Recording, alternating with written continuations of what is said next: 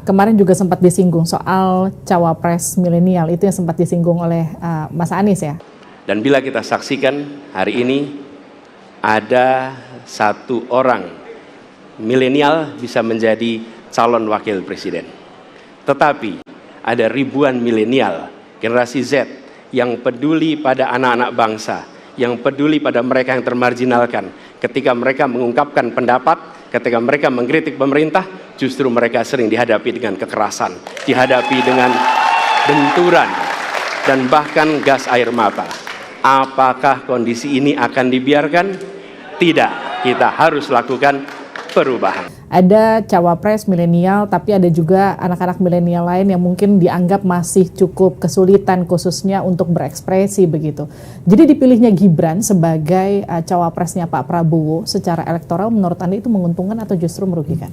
Kalau kita lihat poster kan impact-nya kan malah positif ya.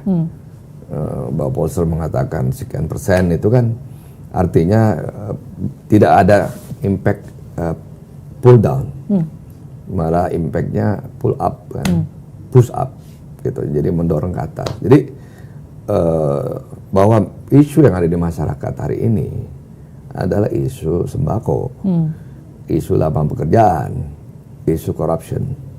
Jadi itu yang harus dijawab. Jadi masyarakat itu kembali lagi isunya, isu hari-hari, isu setiap hari. Jadi artinya boleh kita di atas ngomong ABCD, tapi di bawah isu mereka adalah isu kehidupan mereka sehari-hari. Gitu, mereka harus struggle dengan bagaimana beli sembako, bagaimana mereka harus cari lapangan pekerjaan, terus bagaimana mereka merasa bahwa ada ketidakadilan, sehingga perasaan mereka ada yang korup. Tapi gini, selama ini kan cawapres atau wapres lah katakanlah, ini kan dianggap hanya sebagai pelengkap aja, sebagai shadow dari presiden ya begitu. Gimana memastikan Gibran yang dianggap sebagai representasi anak-anak milenial ini bisa betul-betul beraksi ketika nanti jadi wapres ya Pak Prabowo kalau terpilih? Sebenarnya netizen kan milihnya presiden, Gemoy kan. Jadi kalau kita tanya pemilih, kamu pilih siapa?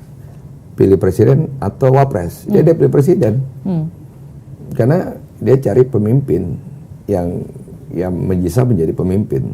Pemimpin cuma satu, presiden.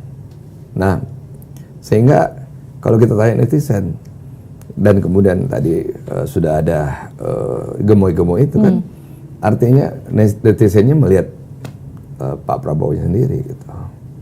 Jadi yang mendorong milenial masuk bukan hanya Mas Gibran tapi Pak Prabowo sendiri. Bang Erwin, kalau dari survei Litbang Kompas terakhir tuh masih ada sekitar lebih dari 20% anak-anak yang mayoritas milenial dia masih gamang belum bisa menentukan pilihan, meyakinkan mereka itu untuk memilih Prabowo Gibran, itu gimana caranya? Ada dua, ada pemilih pemula yang umurnya 18 tahun sampai 20 kira-kira. Biasanya dia nggak ngerti politik, ya belum tahu lah. Dia nanya ke orang tua, yang bagus siapa? Atau yang di atas 20-an sekian, udah ikut di grup-grup dan sebagainya. Kecenderungannya mereka ikut dalam gerbong yang menang, karena mereka ingin dalam gerbong yang menang, bukan mereka nggak mau di gerbong yang kalah. Jadi biasanya kita sebut bandwagon. Jadi mereka nggak mau di gerbong yang, karena kalau mereka mungkin di grup WA-nya ada kubu A, kubu B, kubu C, ya mereka ingin mensupport siapa yang paling besar pendukung dalam grup keluarga, dalam grup teman dan sebagainya. Dan anak-anak muda itu kecenderungannya nggak mau komen kan. Nah, tetapi pada saat teman-temannya udah mulai komen mendukung Pak Prabowo karena soft dan punya jawaban terhadap keluhan mereka. Nah, itu yang menjadi kata kunci bahwa pemilih milenial ini butuh jawaban terhadap keresahan mereka, dan mereka mencari pemimpin yang tegas yang bisa menjawab persoalan mereka, dan mereka punya hope bahwa 5 tahun yang akan datang pemimpin yang tegas lah yang bisa menyelesaikan persoalan mereka.